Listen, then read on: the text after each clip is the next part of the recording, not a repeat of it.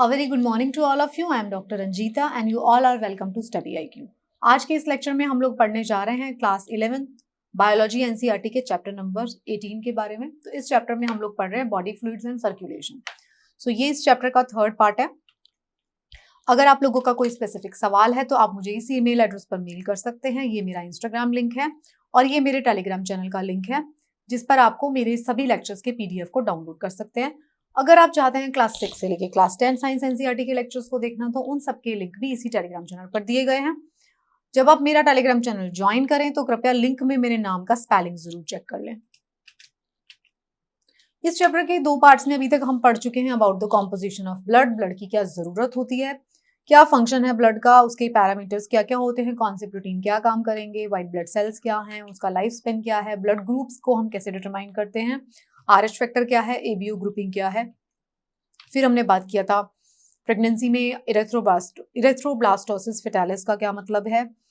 हमने बात किया ब्लड का जो है थक्का कैसे जमता है, कोगुलेशन किस तरीके से होता है। फिर हमने बात किया था लिम्फ क्या होता है, लिम्फ और ब्लड में क्या डिफरेंस है।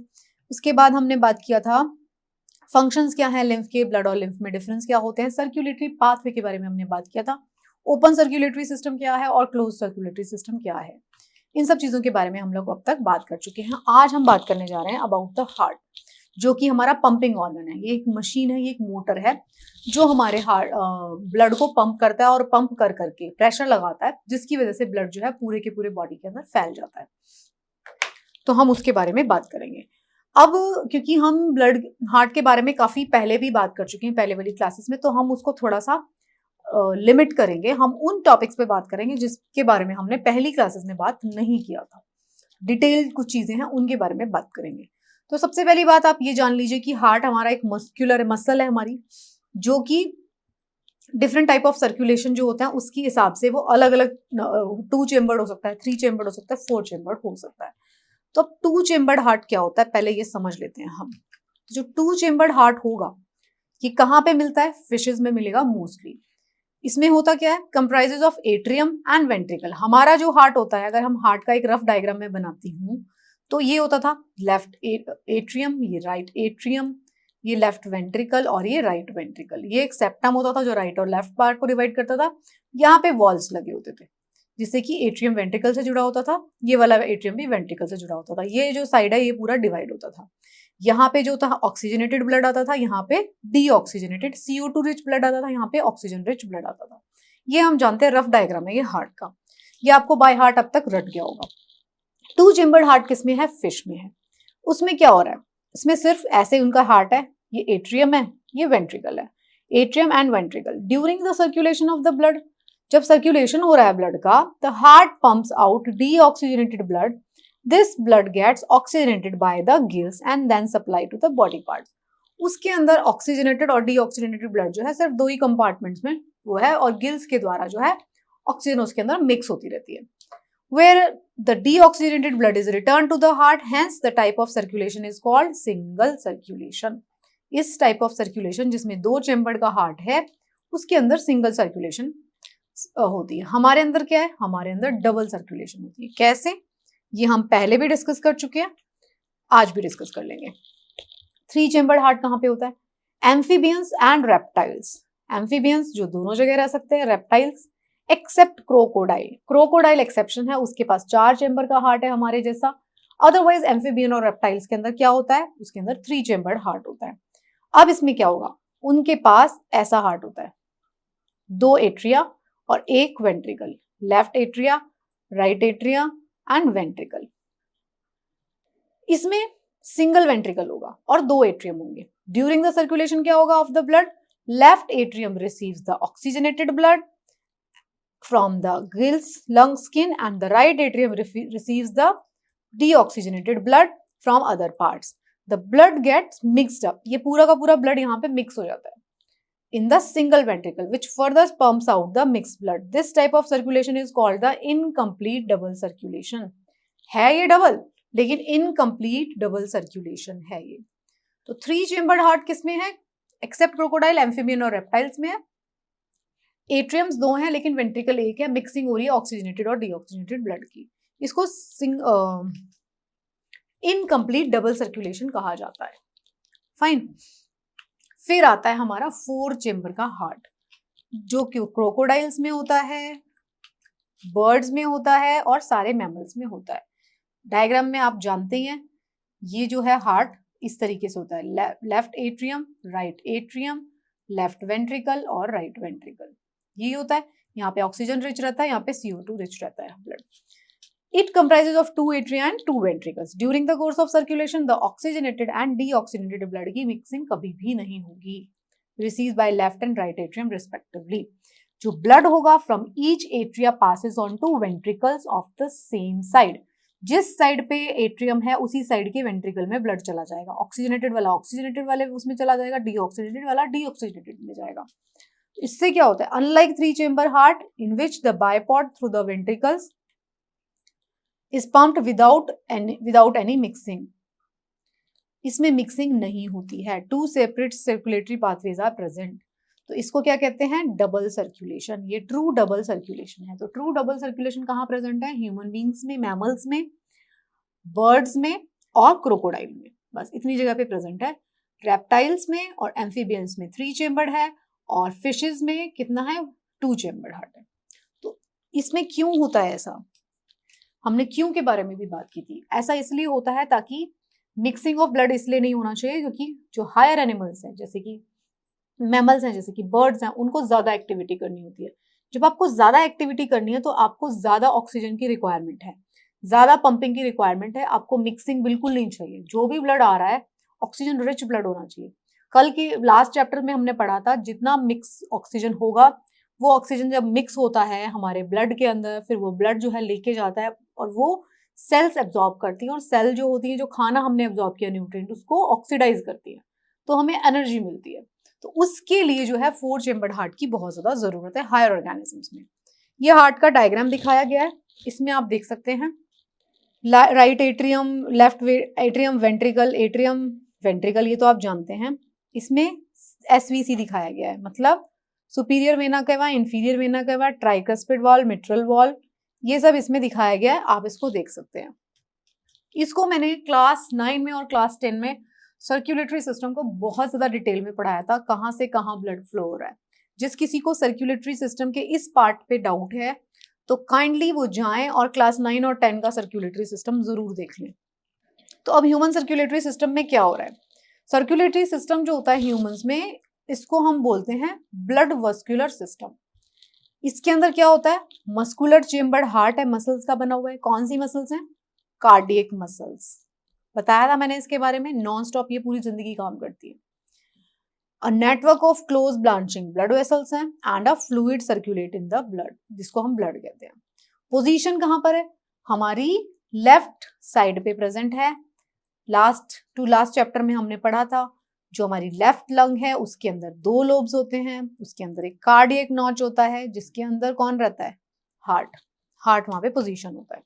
तो heart is mesodermally derived organ situated in the thoracic cavity in between the 2 lungs. Slightly कहाँ पे है, लेफ्ट साइड पे है। हॉलो है अंदर से क्योंकि पंप की तरह काम करना है। फाइब्रोमस्कुलर है, 12 सेंटीमीटर इसकी डायमेंशन दी हुई है। ये सब चीजें हार्ट की पोजीशनिंग बताई गई है, वो आप पढ़ लेना। प्रोटेक्टिव कवरिंग, अब ये देख लीजिए, इस हार्ट के ऊपर एक प्रोटेक्टिव कवरिंग होती है, मतलब कवर है हार्ट के ऊपर, एक मेम्ब्रेनस कवर है। इसको हम क्या कहते हैं, पेरिकार्डियम। कार्डियम से कार्डियक हार्ट से रिलेटेड है। पेरिकार्डियल फ्लूइड भी प्रेजेंट रहता है इसके अंदर। जो पेरिकार्डियल फ्लूइड है वो क्या हेल्प करता है, keeping the surface of heart moist, और वो मॉइस्ट रहेगी तो क्या होगा, प्रोटेक्शन भी मिलेगी उसको, शॉक एब्जॉर्प्शन भी मिलेगी, मैकेनिकल इंजरीज से भी बचेगा वो, and also allow its free movement. Structure of human heart can be studied under 2 heads for easy understanding, external and internal structure. External structure में अगर आप देखेंगे तो human heart is composed of 4 chamber, ये हम जानते हैं, एट्रिया और वेंट्रिकल्स हैं। Both these atrias are mean to receive blood from different body parts.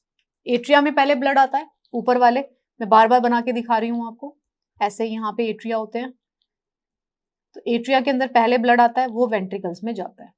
ये एट्रियाज होते हैं, ये वेंट्रिकल्स होते हैं। तो इसके अंदर पहले आएगा एट्रिया के अंदर ब्लड, फिर वेंट्रिकल्स में जाएगा। इंटरनल स्ट्रक्चर में अगर आप देखते हैं तो internally chamber of heart, 2 auricle, atria and ventricle are separated by septa valves. देखो अगर आप हार्ट का डायग्राम देखेंगे, अगर ये हार्ट का आप डायग्राम देखते हैं तो यहाँ पे आपको एक सेप्टम मिलेगा जिससे राइट और लेफ्ट साइड का हार्ट डिवाइडेड है। एट्रियम वेंट्रिकल से जुड़ा हुआ है, यहाँ पे वॉल लगा हुआ है, मिट्रल वॉल। राइट एट्रियम भी राइट वेंट्रिकल से जुड़ा हुआ है, कौन सा वॉल लगा हुआ है? Tricuspid wall. ये दोनों के बीच में वॉल लगा हुआ है एट्रियम और वेंट्रिकल के बीच में, लेकिन राइट और लेफ्ट साइड एक दूसरे से सेप्टम से अलग है।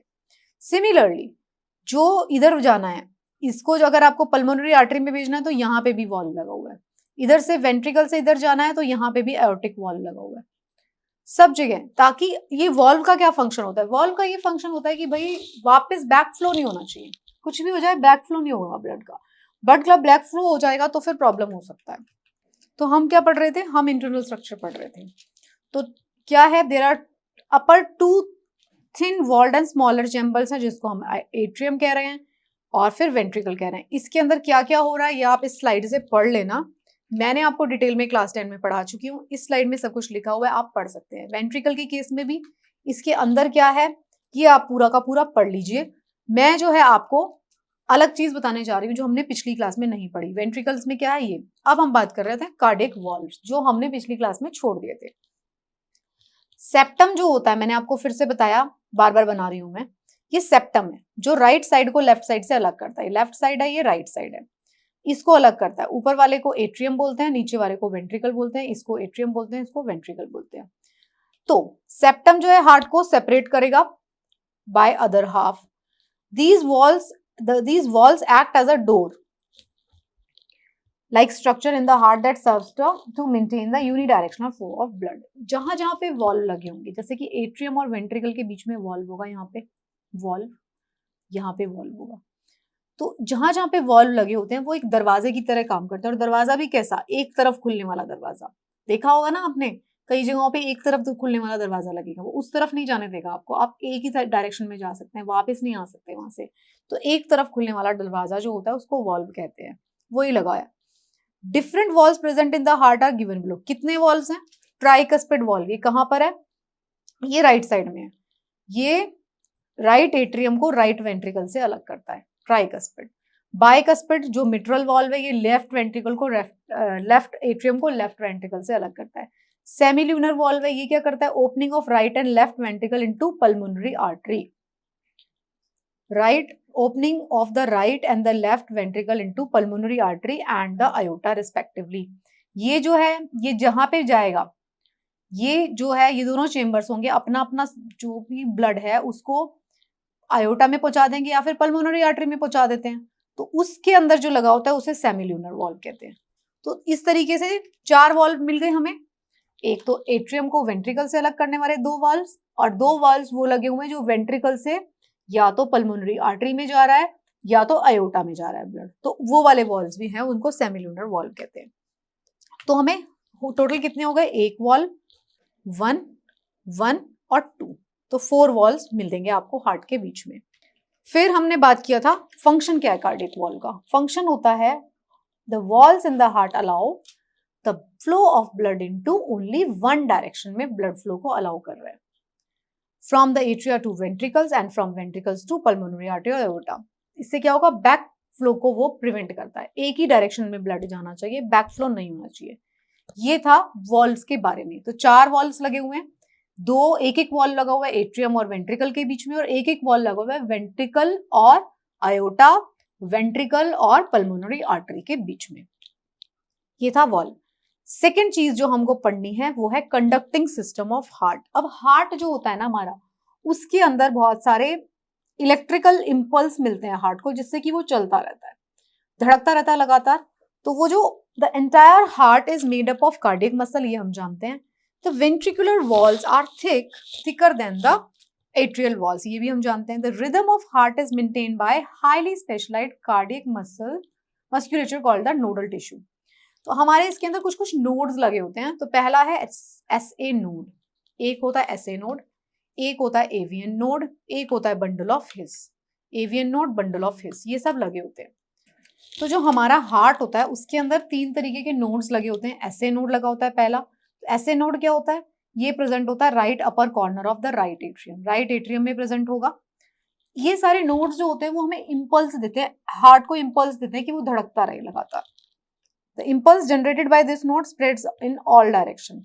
तो बस आपको ये याद रखना है कि हार्ट के अंदर कुछ नोड्स लगे होते हैं, परकिंजे फाइबर्स भी होते हैं, जो कि हार्ट को क्या देते हैं, वो उसको इम्पल्स देते हैं कि वो लगातार धड़कता रहे। एट्रियोवेंट्रिकल नोड, एवियन नोड जो होता है, फिर बंडल ऑफ हिल्स होता है, ये सबका काम क्या होता है, इस सब का काम होता है हार्ट को कॉन्टिन्यूसली इम्पल्स प्रोवाइड करना ताकि वो नॉन स्टॉप धड़कता रहे। इनका इतना ही काम होता है, इतना ही नहीं, बहुत इंपॉर्टेंट काम होता है। इसी की वजह से हम जिंदा हैं, लगातार हमारा दिल धड़कता जा रहा है, उसकी वजह से हम लोग जिंदा रहते हैं। फिर हम बात कर लेते हैं वर्किंग कैसे होती है नोडल टिश्यू की। जो nodal musculature possesses the ability to generate action potential without any external stimuli. कोई एक्सटर्नल स्टिमुलस नहीं चाहिए। क्या आपके हार्ट को धड़कने के लिए रोज रोज कोई एक्सटर्नल स्टिमुलस चाहिए? अपने आप धड़कता है हार्ट। तो ये जो है ऑटो एक्साइटेबल है, अपने आप एक्साइट होता है, ऑटो एक्साइटेबल हार्ट है हमारा। However, the nodal system generates different number of action potential at different parts in a minute. The SAN can generate the maximum number of action potential 70 से 75 पर minute जो है वो SA node जो है हमारा इम्पल्स देता है। It is also responsible for initiation and maintenance of rhythmic contractile activity of the heart. SA node जो है हार्ट में वो लगातार इम्पल्स दे रहा है। Therefore, SA node is also called pacemaker। जो आप बोला जाता है ना पेसमेकर खराब हो गया, क्या खराब होता है? वो जो इम्पल्स मिल रहा है हार्ट को लगातार धड़कने का, वो ठीक से काम करना खराब बंद कर देता है, तो उसको बोला जाता है कि पेसमेकर खराब हो गया। SA नोड को पेसमेकर कहा जाता है। तो जब पेसमेकर खराब होता है तो उसकी जगह पे आर्टिफिशियल इम्पल्स लगाया जाता है। हमारा जो हार्ट है नॉर्मली 70 से 75 टाइम्स इन अ मिनट धड़कता है, उसको उतना ही धड़कना चाहिए। कभी कभी क्या होता है वो ज्यादा धड़कना शुरू हो जाता है, कभी कभी कम, वो प्रॉब्लम है।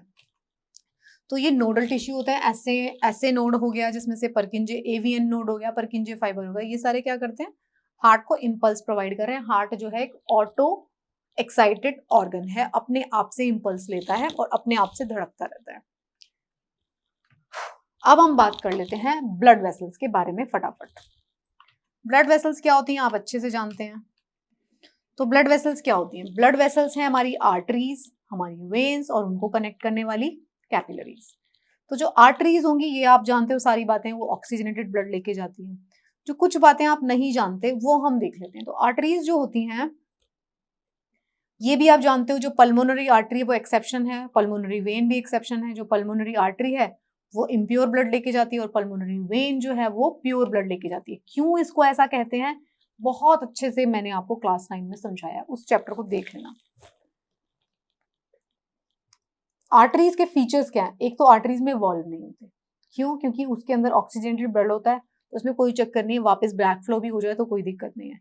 आर्टरीज जो होती है डिवाइडेड है 5 ब्रांचेस में known as arterioles which are further divided into.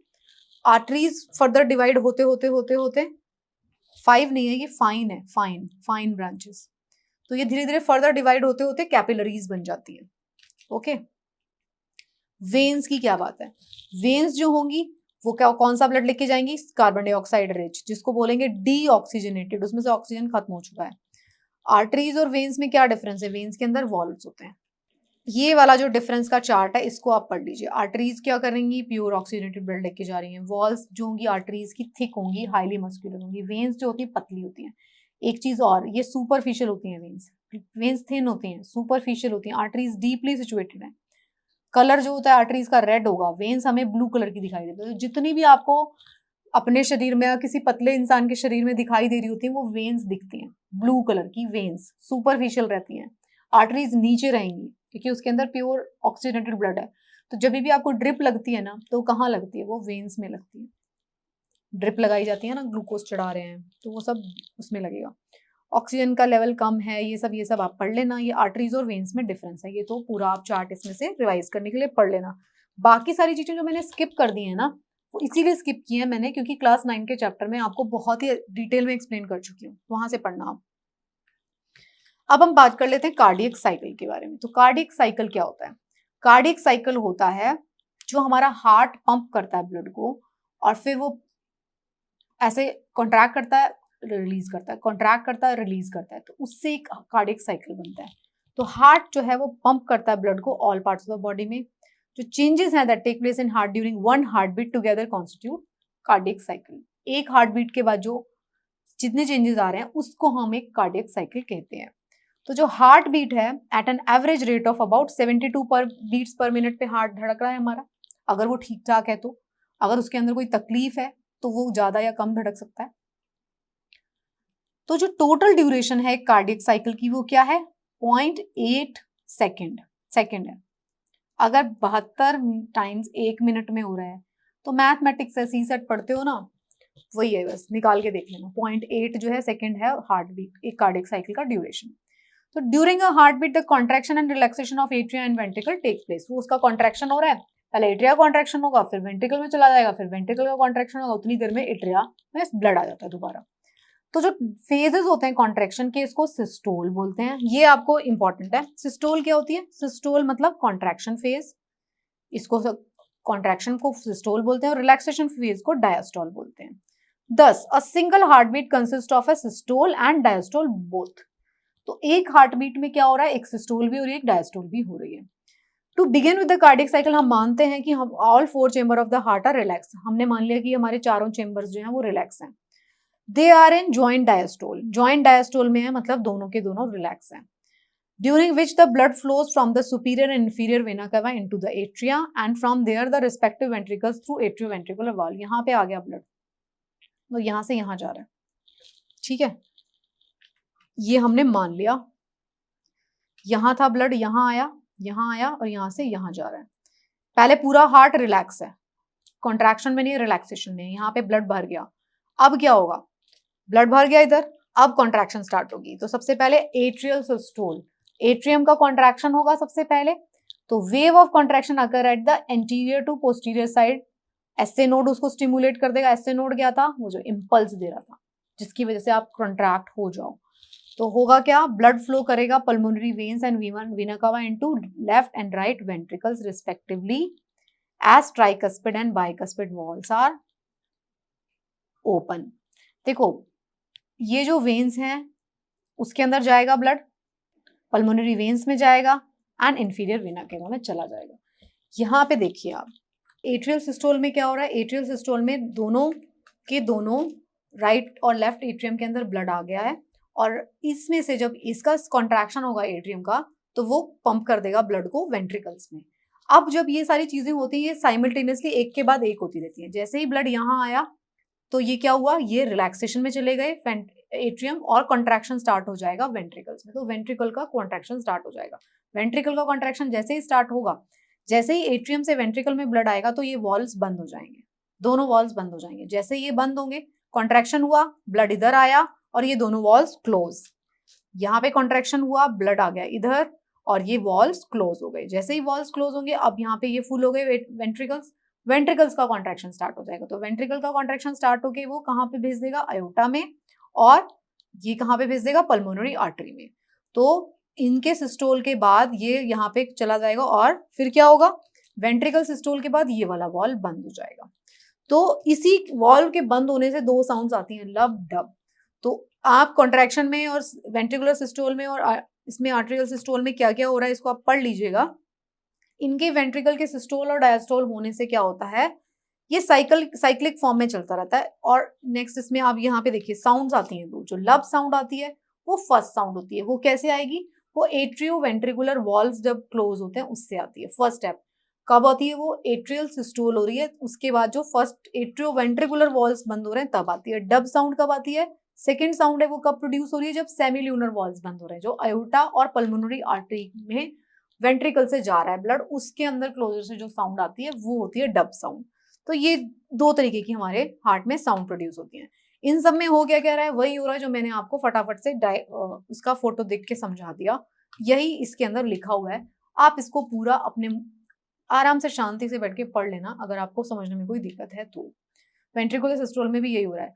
Valves किस लिए लगे हुए हैं मैंने आपको बताया। वॉल्व्स इसलिए लगे होते हैं ताकि बैक फ्लो ना हो। एट्रियम से वेंट्रिकल में जैसे ही ब्लड हो जाता है तो उनके वॉल्व्स क्लोज हो जाते हैं, जो दोनों बाइकस्पिड और ट्राइकस्पिड वॉल्व्स। जैसे ही वेंट्रिकल कॉन्ट्रैक्ट करते हैं तो वेंट्रिकल से कहाँ चला जाता है, जो वेसल्स के अंदर चला जाता है हमारी, वो वाले वॉल्स क्लोज हो जाते हैं। आयोटा में चला जाता है और पल्मोनरी आर्टरी में चला जाता है, तो वो वाले वॉल्व क्लोज होते हैं, तो डब साउंड आती है। तो दो तरीके की साउंड आती है, लब डब, धक धक धक धक, ये जो सुनाई देता है तो लब डब लब लब लब डब, दो साउंड सुनाई देती है। फर्स्ट साउंड होती है एट्रियोवेंट्रिकुलर वॉल के क्लोजर से, सेकेंड साउंड होती है बाय सेमिलुनर वॉल के क्लोजर से। तो ये था हार्ट का फंक्शन। फिर आप ये देख लीजिए हार्ट रेट और कार्डियक आउटपुट क्या होता है, ये हम जान चुके हैं। 72 टाइम्स धड़कता है हमारा हार्ट एक मिनट में, तो 0.8 सेकेंड का एक साइकिल हो गया। एक बार में 70 ml ऑफ जो वॉल्यूम ऑफ ब्लड है उसको वो पंप करता है, तो 72 को इससे कर दीजिए तो 5000 ml ऑफ ब्लड को, अप्रोक्सीमेटली 5 लीटर ब्लड को जो है एक मिनट में हार्ट पंप कर रहा है। 5 लीटर ब्लड को पंप कर देता है हार्ट एक मिनट में। इसीलिए कार्डियक आउटपुट क्या होता है, stroke volume into number of beats per minute. तो इतने अमाउंट ऑफ ब्लड को वो एक मिनट में ट्रांसफर कर देता है। इसीलिए बोला जाता है कि जो एथलीट्स होते हैं, it is to be noted that the body has the ability to alter stroke volume as well as the heart rate and thereby cardiac output. जितना आप प्रैक्टिस करेंगे, जितना आप योगा करेंगे, जितना आप एक्सरसाइजेस करेंगे, जितना आप अपने हार्ट को कंट्रोल कर पाएंगे, फिर आपका हार्ट धीरे धड़केगा और धीरे। For example athletes has much higher cardiac output than normal man. उनका हार्ट एक ही बार में बहुत ज्यादा ब्लड ले लेता है और उसी के साथ उनका पंप करता है, ठीक है, उनकी हार्ट की एक्टिविटी बढ़ जाती है। जितना तेजी तेजी से हार्ट धड़केगा उसका काम बढ़ जाएगा ना।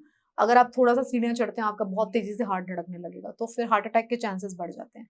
तो जितना आप प्रैक्टिस करते हैं उतना आपका हार्ट शांति से धड़केगा, धीरे धड़केगा, ताकि हार्ट के ऊपर ज्यादा जोर ना पड़े। वो प्रैक्टिस से होगा। हार्ट की साउंड तो मैंने आपको बता दी, ये पढ़ लीजिएगा। फिर होती है एक ईसीजी। ये ईजीजी नहीं है, ये ईसीजी है। ईसीजी है ये ईसीजी, वो हम हार्ट की एक्टिविटी को मेजर करते हैं।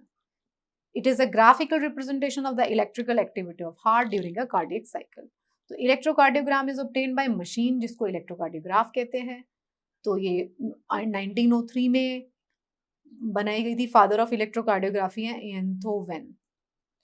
तो ये जो है एक्टिविटी को रजिस्टर करती है, हमारे हार्ट की एक्टिविटी को। वही जो होती है वो पूरा का पूरा जो होती है एट्रियल सिस्टोल, फिर वेंट्रिकुलर सिस्टोल और उसकी डायस्टोल, उन सबको वो नोट करती है। उसके डिटेल में जाने की जरूरत नहीं है क्योंकि वो बहुत ज्यादा टेक्निकल पार्ट है। अगर मैं आपको उसका एक ऐसे डायग्राम बना के दिखाऊं तो ये जो है PQRST, ये जो मैं बना के दिखाऊंगी तो काफी ज्यादा टेक्निकल हो जाएगा। So I am just skipping that part. So यही था ये चैप्टर। ये चैप्टर था अबाउट द बॉडी फ्लूइड्स और सर्कुलेटरी सिस्टम के बारे में था। इसमें हमने वो चीजें पढ़ी जो हम छोटी क्लासेस में नहीं पढ़ पाए थे। आई होप आपको हार्ट की फंक्शनिंग समझ में आई होगी। इसमें जो हमने नई बातें पढ़ी थी वो 3 चेम्बर 4 चेम्बर हार्ट के बारे में पढ़ा हमने, एसए नोड, एवी नोड के बारे में पढ़ा, हार्ट कैसे फंक्शन कर रहा है, ये सारी चीजों के बारे में हमने बात किया। आई होप आपको ये चैप्टर समझ में आया होगा और आप इससे जुड़े हुए सवालों को भी सॉल्व कर पाएंगे। Thank you so much and best of luck for your preparation.